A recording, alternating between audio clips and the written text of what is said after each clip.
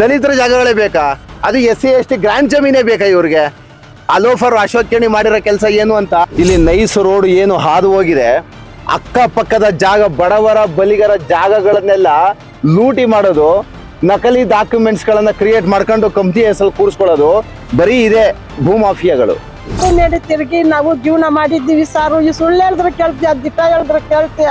ಎಳೆ ಮಕ್ಕಳನ್ನ ಮೊಡ್ಲಲ್ಲಿ ಕಟ್ಕೊಂಡು ಇವ್ರು ಹಾಕೊಂತಾರಲ್ಲ ಆ ಥರ ಹಾಕೊಂಡು ಮಕ್ಕಳನ್ನ ಹಾಕೊಂಡು ನಾವು ಕಾಡು ಮೇಡಲ್ಲ ತಿರುಗಿ ಈಗ ಗುಟ್ಟು ಬೇಟೆ ಎಲ್ಲ ಆಗಿತ್ತು. ಇದನ್ನೆಲ್ಲ ಕ್ಲೀನ್ ಮಾಡಿ ನಾವು ಇವಾಗ ಏನೋ ಬೆಳ್ಕೊಂಡು ತಿಂತಾ ಇದ್ದೀವಿ ಅಷ್ಟೇ ಹೊರ್ತು ಇನ್ನೊಬ್ರಿಗೆ ನಾವು ಕೈ ಸಾಚಿ ತಕೊಂಡ್ರೆ ನಾವು ಕೊಡ್ತೀವಿ ಜಾಗ ಅಂತ ನಾವು ಓದಾರಲ್ಲ. ಇಲ್ದ ಹೇಳಿ ಮುಟ್ಟು ಮಾಡಿ ಅವ್ರಷ್ಟೇ ಸರ್ ಇದ್ರಲ್ಲ.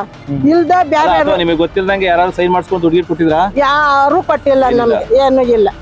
ಏನದು ಲ್ಯಾಂಡ್ ಲಾರ್ಡ್ಸ್ ಅವರೆಲ್ಲ ಸಾವಿರಾರು ಕೋಟಿ ದುಡ್ಡಿರೋರು, ಭಗವಂತ ಕೊಟ್ಟಿದ್ದಾನಲ್ವಾ ಆಲ್ರೆಡಿ. ಇವ್ರಿಗೆ ಲೂಟಿ ಮಾಡೋದಕ್ಕೆ ಬಡವರು ಜಾಗನೇ ಬೇಕಾ?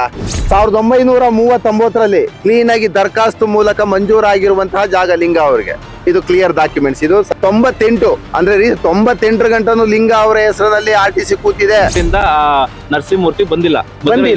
ಅದೇ ನಾವ್ ಹೇಳೋದು, ಈಗ SC ST ಲ್ಯಾಂಡ್ ಅಲ್ವಾ, ನಾವ್ ಎಲ್ಲಿಂದ ಎಲ್ಲರೂ ಸೇಲ್ ಪರ್ಮಿಷನ್ ಕೇಳ್ತಾರೆ. ಆಲ್ಟರ್ನೇಟಿವ್ ಸೈಟ್ ಕೊಟ್ಬಿಟ್ಟು ಪರ್ಮಿಷನ್ ತಗೊಬಂದು DC ಪರ್ಮಿಷನ್ ಹಾಕೊಬಂದ್ ಮಾಡ್ಕೋಬೇಕು. ಇಂತ ಲೋಫರ್ಗಳು ಭೂಮಾಫಿಯಾ ಮಾಡ್ತಾರಲ್ಲ, ಬಂದು ನಿಮ್ಮ ಜಮೀನನ್ನ ಇಲ್ಲಿಗಲ್ ಆಗಿ ಅಕ್ವಿಸೇಷನ್ ಮಾಡ್ಕೊಬಿಡ್ತಾರೆ. ಸೊ ಇವಾಗ ನಿಮಗೆ ಜಮೀನ್ ಇಲ್ಲ ಅಂತ ಇದ್ರ ಮೇಲೆ ಡಿಪೆಂಡ್ ಆಗಿದ್ರ ನೀವು? ಹೌದು ಸರ್, ಇದ್ರಲ್ಲೇ ಬದುಕಬೇಕು ನಾವು. ಇನ್ಯಾತ್ರೊಳಗು ನಮ್ಗೆ ಇಲ್ಲ. ಒಂದು ಪಂಪ್ ಸೆಟ್ ಇಲ್ಲ, ಒಂದು ನೀರುವರಿ ಇಲ್ಲ, ಒಂದು ಬಾವಿ ನೀರು ಇದು ಯಾವ್ದು ಇಲ್ಲ.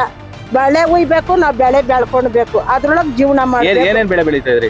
ಏನೋ ರಾಗಿ ಹಾಕೊಂತೀವಿ, ತುಗರಿ ಹಾಕೊಂತೀವಿ, ಉಳ್ಳಿ ಅಷ್ಟೇ. ಹೊಲ ಜಮೀನ್ ತರ ಮಳೆ ಉಯ್ದ್ರೆ ಆ ಬೆಳೆ ಅಲ್ದ್ರೆ ಅದು ಇಲ್ಲ. ನ್ಯಾಯ ಎಲ್ಲಿದೆ, ಎಲ್ಲಿದೆಯೋ ನ್ಯಾಯ?